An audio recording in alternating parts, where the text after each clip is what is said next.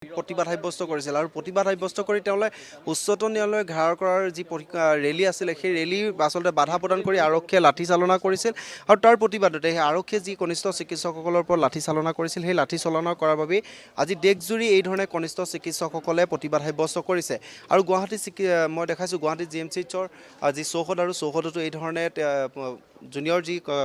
চিকিৎসক আছে জুনিয়ৰ যিসকল চিকিৎসক সন্থা আছে চিকিৎসক সন্থাই এই ধৰণে প্ৰতিবাদ সাব্যস্ত কৰিছে তেওঁলোকে যিহেতু সৰ্বভাৰতীয় পৰ্যায়ত যি নীট আৰু PGৰ কাউন্সিলিং আচলতে এবছৰ ধৰি অনুষ্ঠিত কৰা নাই যাৰ বাবে তেওঁলোকৰ যথেষ্ট সংখ্যক আচলতে চিকিৎসক এই ধৰণৰ অসুবিধাত পৰিছিল বাৰে বাৰে তেওঁলোকে দীৰ্ঘদিনে আচলতে এই সময়ত প্ৰতিবাদ সাব্যস্ত কৰি আহিছিল আৰু তাৰপাছত দিল্লীত যি ধৰণে প্ৰতিবাদী বিক্ষোভ আচলতে কাৰ্যসূচী ৰূপায়ণ কৰিছিল তাৰপাছত সেইসকল চিকিৎসকৰ ওপৰত লাঠি চালনা কৰা হৈছিল আৰু লাঠি চালনা কৰাৰ প্ৰতিবাদত যথেষ্ট সংখ্যক চিকিৎসক আঘাতপ্ৰাপ্ত হৈছিল আৰু সেই প্ৰতিবাদতে আজি গুৱাহাটী চিকিৎসা মহাবিদ্যালয় চৌহদতো এই ধৰণে প্ৰতিবাদ সাব্যস্ত কৰিছে যাৰ বাবে ক'ব লাগিব আজি দিনজোৰা যি প্ৰতিবাদী কাৰ্যসূচী থাকিব আৰু এই কাৰ্যসূচীৰ বাবে বহিঃবিভাগৰ সেৱাৰ পৰা বিৰত থাকিব সকলো আৰু এই ধৰণে তেওঁলোকে প্ৰতিবাদ আহিছে পোনে পোনে মই এগৰাকী চিকিৎসক আছে কনিষ্ঠ চিকিৎসক তেওঁৰ কাষলৈ যাবলৈ চেষ্টা কৰিম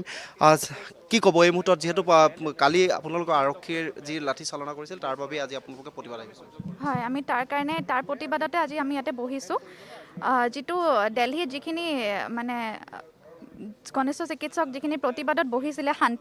শান্তিৰে যিখিনি প্ৰতিবাদ কৰি আছিলে তেওঁলোকে তাৰ ওপৰত যিখিনি পুলিচে বৰ্বৰতাৰে অত্যাচাৰ কৰিছে তাৰ প্ৰতিবাদত আজি আমি ইয়াতে বহিছোঁ তেওঁলোকে নীট PG কাউন্সিলিংটো পলম যে হৈ আছে কাউন্সিলিং প্ৰক্ৰিয়াটো সেইটোৰ এগেইনষ্টতে তেওঁলোকে প্ৰটেষ্ট কৰি আছে আমিও প্ৰটেষ্ট কৰি আছোঁ আমি টোকেন হিচাপত কৰিছোঁ আমি কৰিছিলোঁ কিন্তু বৰ্তমান পেচেণ্টৰ সুবিধাৰ্থে আমি ফুল অন প্ৰটেষ্টত নাই আমি কিন্তু আজি যিহেতু কালি যিখিনি ঘটনা ঘটিছে পৰহি তাৰ এগেইনষ্টত আমি আজি বহিব লগা হৈছে সন্থাটো আচলতে এগৰাকী বিষয়ববী আছে বিষয়ৰ কথা চেষ্টা কৰিম প্ৰথম কথা আপোনালোকে সবে গম পায় যোনটো দিল্লী পুলিচে যোনটো মিছবিহেভ কৰিছে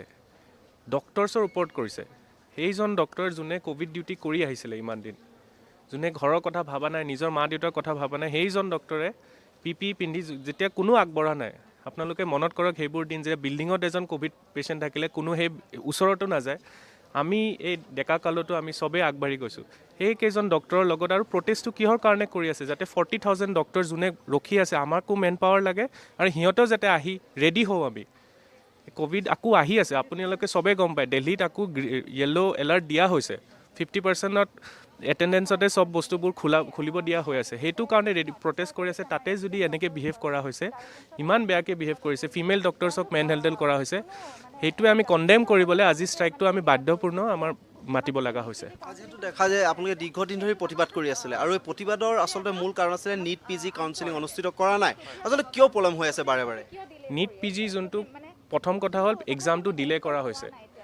বেলেগ যোনটো INI CET পৰীক্ষা আছে এইমছ পৰীক্ষা সেইবোৰ সবে হৈ আছিলে বাট নীট PG পৰীক্ষাটোহে অকল ডিলে কৰা হৈছিলে যোনটো পৰীক্ষা জানুৱাৰীত হয় সেইটো ছেপ্টেম্বৰত পাতা হৈছে প্ৰথম কথা তাতে ডিলে হ'ল ছেকেণ্ড কথা কাউন্সিলিঙৰ যোনটো প্ৰক্ৰিয়া ষ্টাৰ্ট হৈছিলে মাজতে এটা নতুন পলিচি ইমপ্লিমেণ্ট কৰা হৈছে আমি কৈ আছোঁ সেই পলিচিটো অহা বছৰ ইমপ্লিমেণ্ট কৰক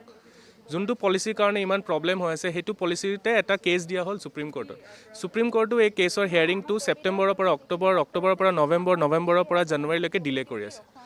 আপোনালোকে ডক্টৰছৰ এডমিশ্যনটো ইমান যদি ডিলে কৰি আছে ইয়াতকৈ আৰু ইম্পৰ্টেণ্ট কথাটো বেলেগ এতিয়া নাই যিহেতু কোভিডো আহি আছে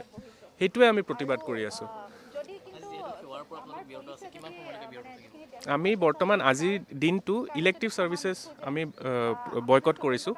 অকল আমি resident doctors post graduate doctors আমি বয়কট কৰিছোঁ আৰু ইমাৰ্জেঞ্চি ছাৰ্ভিচেছ আৰু কোভিড ছাৰ্ভিচেছ আৰু ICU ছাৰ্ভিচেছ সব চলি আছে সেইবোৰ আমি বন্ধ কৰা নাই এই ধৰণে তেওঁলোকে প্ৰতিবাদ সাব্যস্ত কৰিছে এটা কথা ক'ব লাগিব লক্ষণীয় বিষয় যি সময়ত অমিক্ৰণৰ এটা ভয়াৱহতা যিহেতু আহিছে বা কোভিডৰ যি পৰিৱেশ এতিয়াও বিৰাজমান আৰু তাৰ ফলত আচলতে এই ধৰণৰ পৰিৱেশিতটো এনেধৰণে তেওঁলোকে প্ৰতিবাদ কৰিবলৈ ওলাই আহিব লগা হৈছে আৰু যি ক'ব লাগিব দিল্লীত যি ধৰণৰ লাঠি চালনা আৰক্ষীৰ যি লাঠি চালনা হৈছিলে সেই লাঠি চালনাৰ বাবে এই ধৰণে তেওঁলোকে প্ৰতিবাদ সাব্যস্ত কৰিছে তেওঁলোকৰ যি নীট আৰু PG কাউন্সিলিঙৰ যি বিলম্ব প্ৰক্ৰিয়া ইতিমধ্যে তেওঁলোকে কৈ আছে যে দীৰ্ঘদিন প্ৰতিবাদো কৰি আছে সেই প্ৰতিবাদৰ ফলতো কিন্তু আজিলৈকে তেওঁলোকক সুদুত্তৰ দিয়া নাই বা তেওঁলোকৰ কাৰ্যক্ৰমে আচলতে